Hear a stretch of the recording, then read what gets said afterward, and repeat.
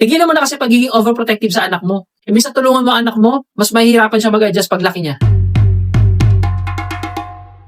Pag-usapan naman natin ngayon guys, ang isa sa pinakamalaking hamon ng mga magulang, ang pagiging overprotective. Sino dito ang lagi nakabuntun sa anak kasi baka mapatid, matumba, kung anong panoorin sa gadget, o kaya baka magkamali siya. Hindi itong lagi ka natatakot mag-explore ng mga bagay-bagay ng anak mo. Nung bata pa ako guys, naranasan ko na mahulog sa kanal, sumemplang sa basketball court, tumama ang ilong ko sa gripo, ito nga yun. Sobrang hirap ng upbringing ko noon kasi broken family kami at wala naman talagang gumagabay sa akin ng maayos. Kaya ang resulta na ngayon na magulang na ako, naging overprotective na ako sa anak kong babae. Kasi ayoko mangyari sa kanya yung nangyari sa akin noon. Pero kung titingnan natin ng maigi guys, no, hindi naman masama maging overprotective. Totoo naman.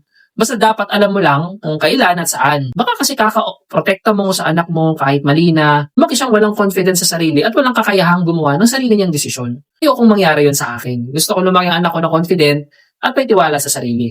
Kaya itong mga lessons na effective sa akin, na sana ay makatulong din naman sa inyo.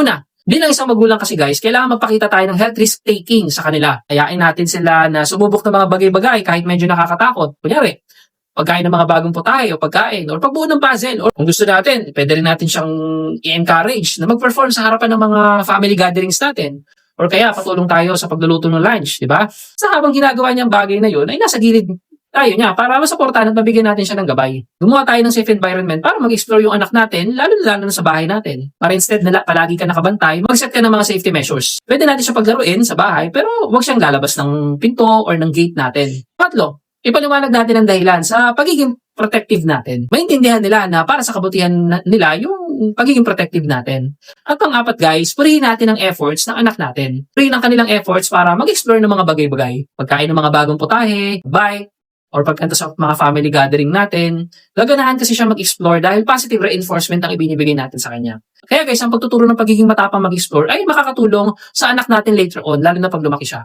Kaya, ikaw mami and daddy, no, pinaka-efektibo mong paraan para maturuan mong anak mo sa risk-taking at mag-explore. Share mo naman yung tips mo para makatulong ka rin sa iba.